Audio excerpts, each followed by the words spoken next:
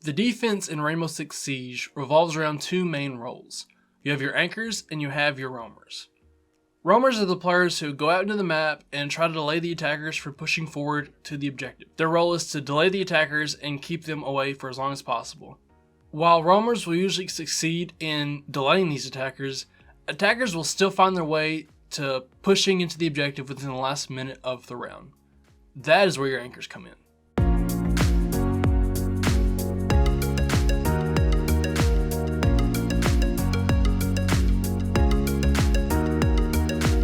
So, what is the role of an anchor?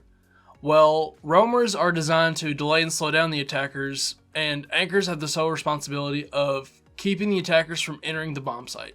Roamers are generally the more ballsy players who are expected to die in the effort to slow down the attackers. Anchors, however, are the more conservative players who cannot allow the attackers to gain an inch. So, what makes a good anchor? Well, first we have to look at the operators who are designed to be anchors. The best anchors that you can pick from would be a Smoke, Mira, Doc, Rook, Kaid, Echo, or a Maestro. So what is it about these ops that make them great anchors? Well, Doc, Rook, Kaid, Echo, and Maestro all have ACOGs and their 1 speeds. So their anchoring is less about their gadget or ability and more about the guns that they have and the fact that they have an ACOG and that they're slower, so it'll be harder for them to, have the ability to roam. So what about Mira and Smoke? They don't have ACOGs, and Smoke is a 2-speed. Well, in the case of Mira and Smoke, their ability to anchor is less about their guns and more about their gadgets. Mira has the ability to hold sight and deliver information with the use of her mirrors, and Smoke has the ability to deny the sight entry with his canisters. However, it's important to remember that playing a specific operator is not what makes an anchor successful. Any defensive operator, for that matter, has the capability of successfully anchoring. What makes an anchor successful is patience. What I see a lot of players do is when they'll anchor, they'll stay on site for about the first minute of the action phase, and then they'll get bored and they'll leave site. This is then followed by their death, and the attackers, before you know it, are on site planting the diffuser. It may not be the most fun, but if you want to play a competitive level where winning is more important than racking up the most kills in the lobby, you have to be patient. While I believe patience is the most important factor to being a successful anchor, there are a lot of factors that are involved in anchoring successfully. You, the anchor, need to communicate with your teammates or use cams or other information gadgets to figure out where the attackers are pushing from. It is the responsibility of the anchor to hold an angle on the side entrance where you can expect the attackers to push in. Now, notice I said hold the angle. A lot of people, including myself, have trouble with that. We'll hear someone on the other side of the door, we're holding the angle, and we'll move a foot to the right and try to shoot them, and then boom, they get a headshot on us. So often anchors will make it easier for the attackers to push in because we get impatient, or you just want that kill so badly. So when you peek doorways, you're putting yourself in an unnecessary danger. When you become impatient, you'll make it easier for the attackers to push into sight and get the plant off. I touched on the ops that were designed for anchoring, but there's a difference between these types of anchors. You have the anchors who are designed for holding angles, and then you have the anchors who are designed for sight denial. Out of all the defensive operators that you would classify as anchors, there are 2 that stick out to me that are designed specifically for just holding angles. This means that they rely more on the fact they have an ACOG and an SMG with a controllable recoil, rather than having an ability to deny the entrance and stop the plant. These 2 operators would be Doc and Rook, and they're easy and simple operators designed to hold long angles and kill anyone who tries to push into sight. However, there's another type of anchor operator, and these are sight deniers. While Doc and Rook are easy operators designed to hold angles, these operators use their abilities to keep attackers from pushing into sight from a safe manner. These operators would be Mira, Smoke, Maestro, and Echo.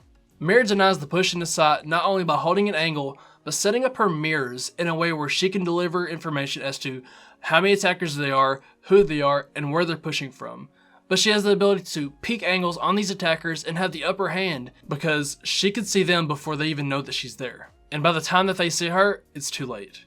As for Smoke, he's one of my favorite anchors because his ability allows him to completely block off a side entrance for a combined 30 seconds. He gets 3 canisters that emit smoke for over 10 seconds each. It is because of that we see him so often used in Pro League. He is so useful for, denying entry, and he doesn't really have a counter. So if you're anchoring with the smoke, you can literally just keep throwing canisters at the doorway and they can't do anything about it. Maestro is different from other anchors because he relies less on holding angles and more focuses on denying the attackers from planting, and is used as an information op as well. If you choose to play Maestro, your best bet is to set up your Evola at an angle that makes it difficult for like an Ash to take it out or Zofia, and gives you a clear view of where you can expect to plant. The other Evola should be placed in hallways or at a 90 or outside the door where you can expect them to push, and so you can deliver information as to who's pushing and how many of them there are. The same thing goes for Echo. Echo should be played the same way that you would play a Maestro, with the benefit going in Echo's favor. The only person who can really counter Echo would be in IQ, and while Maestro's gun is better than Echo's SMG, his SMG is easier to use in my opinion than Maestro's LMG. So those are really your options when it comes to anchoring. But as I said before, any operator can really anchor. These operators are just designed best for anchoring. But the most important thing that you need to remember is that good anchors do not get impatient.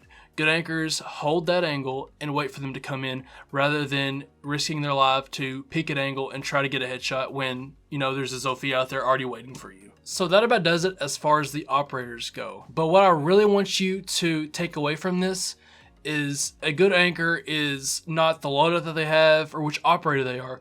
A good anchor is patient. If you were to go and watch some Pro League play, the biggest difference you would see between the way they play defense and how people in gold or below play defense, other than, just the skill level, is how they anchor. And they're so patient and they don't move at all. They just hold angles the entire time and wait for them. They rely on their roamers to delay as much as possible, and their roamers are godlike in doing so, to the point where it'll be like a 4v4 with 30 seconds left on the clock. It may not be the most fun way to play, but it is your best chance at getting wins, and is your best chance of ranking up and getting to the higher ranks. If you want to get better at Siege, you have to play for wins and not play for kills.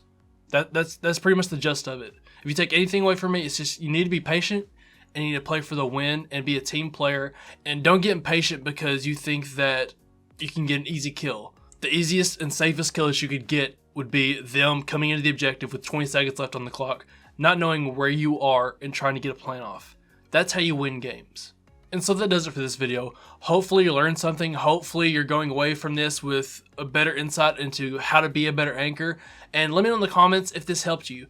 Please remember to like and subscribe. I know roughly 60% of you guys who watch this are subscribed. So if you're not subscribed yet, go ahead and do that. It's just a little red button just below. Just click the button. Also, go check out my Instagram. The link for that will also be below. It's at ZSenator. On my Instagram, I pretty much post daily, clips of plays that I get during stream. And you can go follow my Twitch, also link below. Yes, I'm plugging a lot of things, but yes, I'm trying to get out there. So hope you have a good one and see y'all later.